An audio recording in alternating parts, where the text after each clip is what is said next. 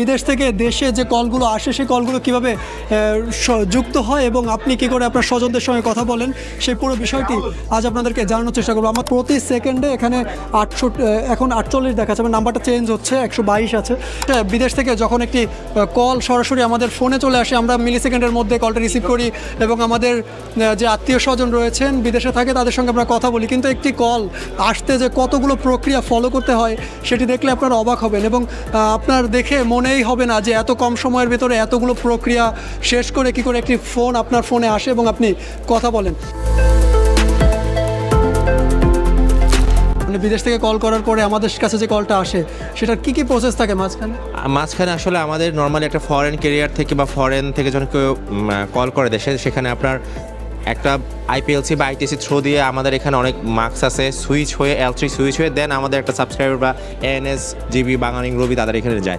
In that time কতগুলো প্রক্রিয়া follow করে এখানে 4 থেকে 5টা স্টেপ হয়ে আমাদের এখানে যায়। কারণ আমাদের লেয়ারগুলো হচ্ছে একটা আইপিএসি আইটিসি হয়ে দেন হচ্ছে আইজিডাব্লিউ থেকে দেন হচ্ছে আমাদের কমন সিনারিও কমন মার্কস বা সুইচ হয়, দেন এখান থেকে আমাদের আইসিএক্স আছে, আইসিএক্স লেয়ার থেকে দেন এএনএস লেয়ার হয়ে দেন একটা সাবস্ক্রাইবার একবার এন্ড ইউজার পর্যন্ত আমাদের কলগুলি রিসিভ। এই যে 5টা প্রক্রিয়া বা এতগুলো প্রসেস ফলো করে যে কলটা আমাদের সঙ্গে কানেক্ট হয়, এটা আমরা বুঝতে পারি না কেন?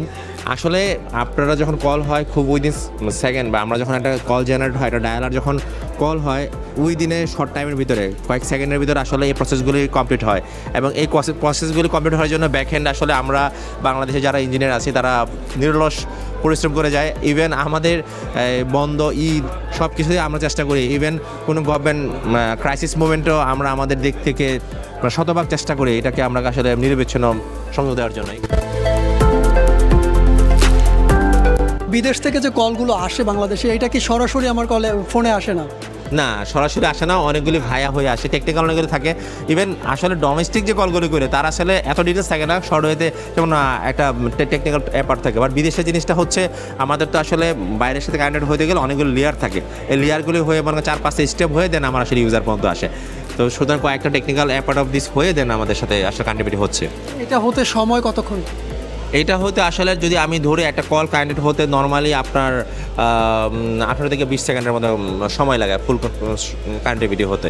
বাট ডায়ালার যে থাকে আর ডায়ালার যে থাকে সে আসলে বুঝতে পারে, সে যখন নাম্বার প্রেস করে সে নাম্বার প্রেস হতে সেটা করতে 4 থেকে 5 সেকেন্ড লাগে। বাট একটা রিসিভার যখন রিং হয় তখন সে আসলে 18 থেকে 30 সেকেন্ডসের মতো সে একটা কল জেনারেট পুরো প্রসেস হতে সময় লাগে। একেবারে কলিংয়ে আমরা যে রিংটোর সেরে রিংটোর এন্ড হওয়ার পথে, বাট পুরো প্রসেসটা করতে থেকে 3 থেকে 4 সেকেন্ডস, আর বেশি লাগে না। অবৈধ কলটা কিভাবে সংগঠিত হয় সেই প্রক্রিয়াটিকে একটু আমাদেরকে জানাবেন। আসলে অবৈধ কলটা সংগঠিত হয় হচ্ছে যদি কোনো আমি তো আপনাকে আগে বললাম যে এখানে আসলে আমাদের সিনারিও বা আমাদের টেকনিক্যাল স্ট্রাকচার বিহাইন্ড যদি অন্য কোনো কল থ্রু আসে ইটস এ ইললিগাল। এবং ইললিগাল কলে আসলে গভর্নমেন্টও তার অবভিয়াস তার রেভিনিউ হারাচ্ছে, কারণ এখানে মিডল ম্যান যারা তারা আসলে গভর্নমেন্ট ফিনান্সিয়ালি বেনিফিট হচ্ছে, বাট গভর্নমেন্ট কোনো ফিনান্সিয়ালি বেনিফিট হচ্ছে না।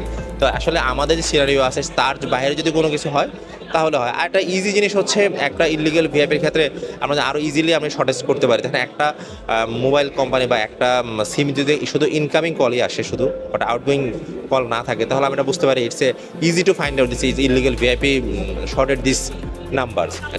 10টা বা 15টা নাম্বার বা 50টা সিমে যদি শুধু কলই আসে, ইনকামিং কল আসে, আউটগোয়িং কল না, it's easy to find out this incoming call going on this SIM this particular thing. এগুলো কি ডিটেক্ট করতেছে সরকার থেকে?